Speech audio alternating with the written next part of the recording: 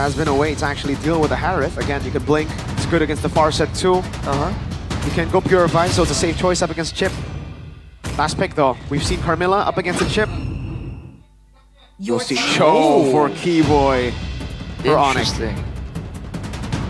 Huh. So the Cho definitely wasn't expected. It's a good deterrent for the Hayabusa, but that's about it. But it is Keyboy we're talking about here. The man makes moments happen. So there's potential for this to really work out, but overall synergy, you don't really see it working out, synergizing together too much, right? No big AoE combos, but that means they're also a bit more flexible in how they want to approach fights. That could be what they're trying to use to confuse Team Liquid ID. Never mind. I was gonna say like how crazy would be how crazy would Fredrin XP be, right? But no, I don't think so. I think if they do want to go for Peel, it's like Akai XP. We've seen it before from Aran. They go eat it. Still, even against the Valentina. Yeah, they're gonna overwhelm Sans with as many big ultimates as they can find. They have 3: Edith, Farsa, and Chip. But I don't know, a player like Sans, with that experience, with the fact that he's been in almost every single role, like, I would expect Sans to be able to kind of know which ultimate to pick up in which kind of scenario. I feel like in the big fights, Sans might not even be really forced to use one of these big ultimates. In these kind of divey teamfights alone, right? He can terrify so many people, stay safe in the, by kiting backwards with the dashes. So even before the ultimate's in the picture, I feel like the Valentina already has value for Sans. What can he do after though, and how can he deal with this Chip? That's the big problem. I guess we'll have to see, Arashi, as we're heading straight into game number 1. Proving grounds for both of these teams. Once holding a certain layer, a certain era as well. Can the Sky Kings come back on top? Can they crawl out of the red zone? Or will it be the defending champions to stop them in their tracks? Ladies and gentlemen, game number 1, here we go. All right. Put your eyes on the roamers, man, because I think Weedy definitely wants to be a bit more aggressive. And whenever you're on a Chip, you have this benefit of having built-in sustain, so you can see Witty immediately go into dangerous territory, and as long as he doesn't get fully picked off, which in the early game, Onic can't really do just yet, I feel like he's doing just fine. But later on, Onic will have to use that burst damage, that crowd control to really threaten Witty, otherwise they're gonna lose out in the information department. But looking at the emblems here by Indie you can see the Wodanos Blessing for Chip and the Farsa, his skill and Woody. So they're gonna be trying to roam around as much as possible. Same thing for Onic. So roaming is the big idea. And once the roaming is done, I think it just comes down to the clearing and how fast these mid laners can really assist and help with the small skirmishes around the contestable objectives, like the Litho, like the small jungle camps that are a bit closer, more available to steal away. Arashi, interesting choice of emblem for Sans on the Valentina. That's not something that we see too often. The Quantum they get some sustain as well still, so it's a bit of an adjustment that still allows him to have the benefit of the sustain that you usually get with that Brave Smite. So we're already seeing a layer of flexibility here and adaptability, even from emblem choices from the Sky Kings. We're gonna see whether or not it works out. Keyboy so far doing a really good job of giving information as well as screening Weedy, who has not been able to find an opportunity just yet. I think that level 4 spike will be incredibly powerful for TLID. Let's see this turtle tank. Go watch out already. Shadow Kill gonna be used up. Baby wins out that retreat. Will be able to get there first. Arando gonna be chased. CC pops in the Primal Wrath, but gets taken down. Kai now on Witty. No one try and beats. Flicker out from Witty. A kill for the turtle. Keyboy going already into the enemy jungle. Fabian, no retribution. He's gotta be careful here. Keyboy, no way the dragon just yet. Fabian jumps back in with the quad shadow, forcing Keyboy to flicker out as Witty has the shortcut. Doesn't have the flicker, but will be looking for the crash course. Both teams disengage. 1-for-1 trade, and I believe that TLID was still able to get the orange buff, yes? I believe so. I think Fabian was still able to secure it for himself there, fortunately for him. But you can see that both teams, there's no one wasted, man. The moment that there's a shift in the tempo, the moment that there's a advantage there, immediately there's going to be a response. But that's an interesting prediction there. Talent prediction by GoPay. 2, Limkochil and Papulung for Onic 2-0, and the rest for TLID. Yeah, I voted for Onic, by the way. Oh. Oh. Very interesting. So you believe in the Baba Yeba effect? Never doubted the man. Rajayeba. All right. Goat. Let's see how that plays out here in the mid game. This is where the synergy is going to be a bit more important. Way the dragon over to Witty. The fuel lockdown. Not even giving him a chance to shortcut. Feathered airstrike to Zonia. Hezkiel away from the minions. 2-0 start for Onic. Yeah, level 4 don't matter if the chip is taken off the board completely. Not given any room to look for that opportunity. We do see some rotations coming through from both Aran as well as Fabian.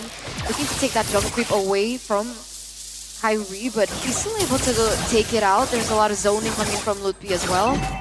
So far, things are quite passive. Moments to really engage a big fight. All these fights are taking place near the objectives because both teams have a composition that plays around that, right? So I think look between Witty and Keyboy to get the ball rolling, and from there it becomes a bit of a chess match here, a bit of a prediction duel almost. Both teams are trying to see into what the other team is trying to do. Keyboy though, already spotting Witty out, and he has the advantage here of being able to escape from danger a lot more reliably compared to that chip. So let's see the setup now for TLID, because technically they do have a little bit more power in the early game, especially with the Hayabusa, considering Kyrie on the Joy needs to wait for that power spec to hit. They're not forcing any fights, not like Evos did in match number 1. We do see them starting. Savero's in vicinity. Look at Keyboy.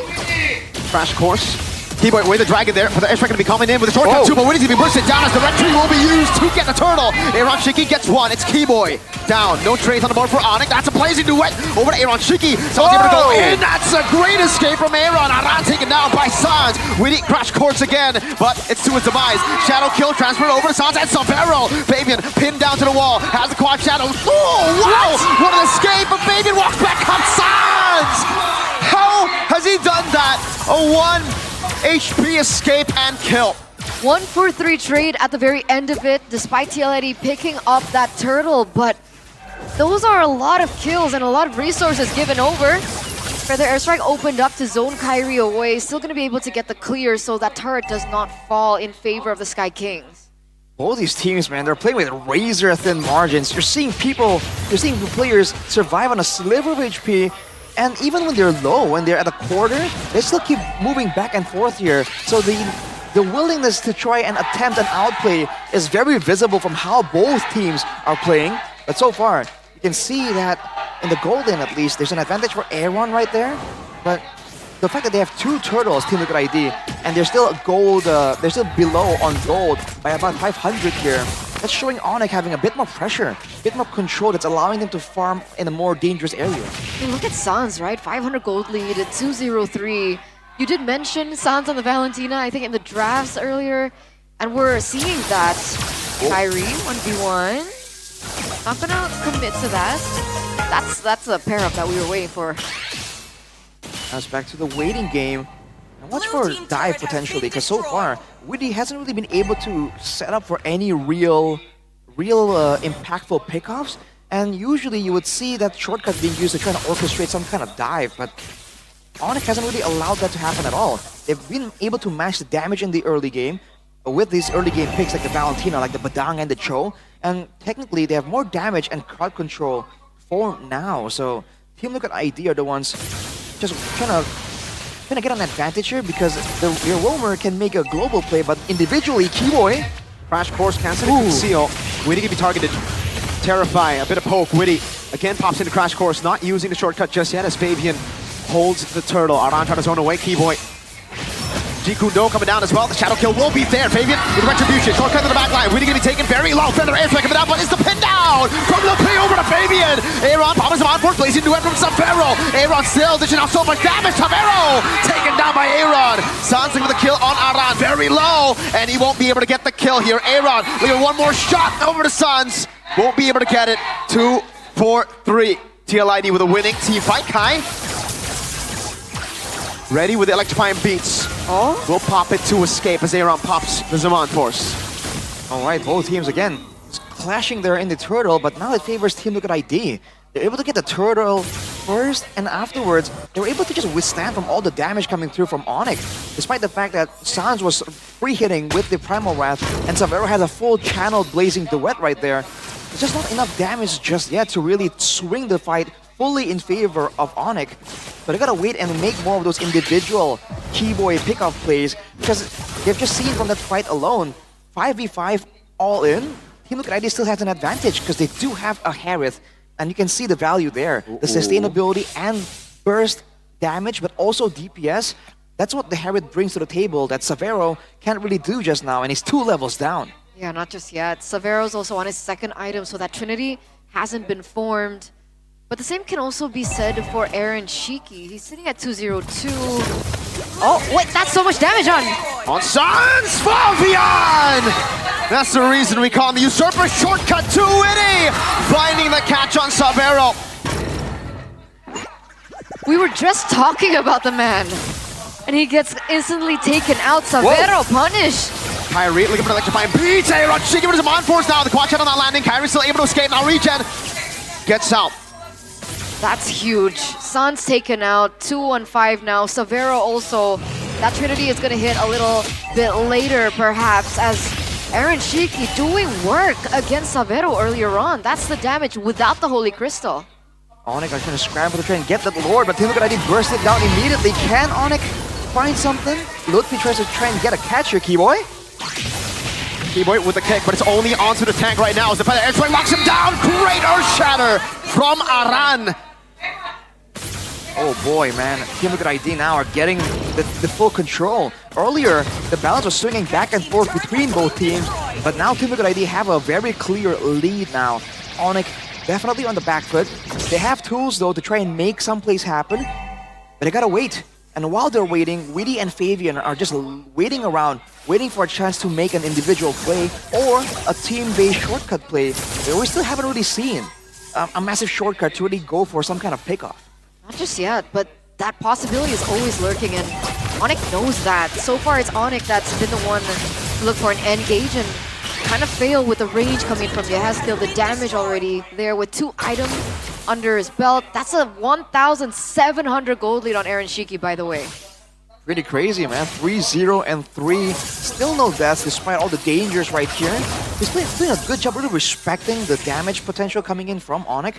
We haven't really seen him overextend or get stuck in a position where he'll be in danger. Witty there gets spotted by Kyrie, but Team Liquid ID just brute forcing all these turret cakes, using the damage and sustain advantage they have right now with a 4K gold lead, and it's still growing. Yeah, and they're not forcing anything fancy, right? They don't really need to. The range alone has been able to zone Onic away. Keyboy giving up information, not looking for that moment once again. But all these turrets have been taken down. The shield in the bottom side as well has also been bursted. And that can be utilized to TLID's benefit. 4,800 gold lead. Right. There's going to be a defensive move here from Onic. And Keyboy is definitely looking for something, but he might get caught. Great Shunpu to escape there. But the airstrike still committed down on Keyboy. He'll be able to escape. But again, it's TLID with this crazy lead. Aaron, he's going to start to one-shot a lot of these, very squishy members.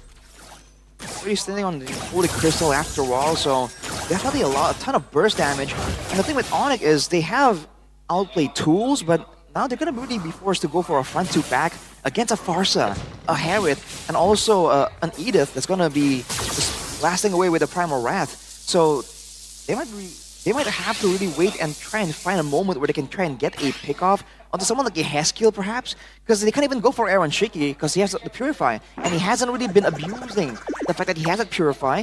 He hasn't been overextending and allowing Onic to try and get something and force out that Purify before a big engagement. Yeah, I think Yehezkiel is also going to be very key. I like that you mentioned that. So far, Yehezkiel has been very patient in opening up the Feather Airstrike, but his positioning in future endeavors will be very important. No Purify on the board for him, so it should be an easy target for Keyboy to pick up. And we've seen TLID falter in these team fights when Yehezkiel makes certain movements. That's a Divine Glaive now for Aaron Shiki, alongside that Holy Crystal. That's a lot of magic damage and pen. Oh, Yehezkiel! There it is. The reactions of Yehezkiel. Witty with a shortcut behind, flanking Lutfi. Only finding Lutfi though. Are they going to take it around with Primal Wrath already? Keyboy bait and able to get the Weatherway Dragon. They're going to try to burst him down, but Kai's getting very low. That should be over. Fabian jumps up the quad shadow one more time. Sans in the back! Yes, Skill taken down. He has the Primal Rat now, and he's gonna be silent to go in. Winnie in the back gonna be taking that Savero! Almost getting him down. A double from Sans. Now only against Aaron Shiki. Fabian's running for the hills. Gila Sans! He's back! He's back! That's a wiped out, ladies and gentlemen, for the Sky Kings in minute number 13. And they're going straight into the enemy base. They have the waves. Oh my goodness. Glimpses of the old, the prime, the Sky Kings. A 5,000 gold lead. The madman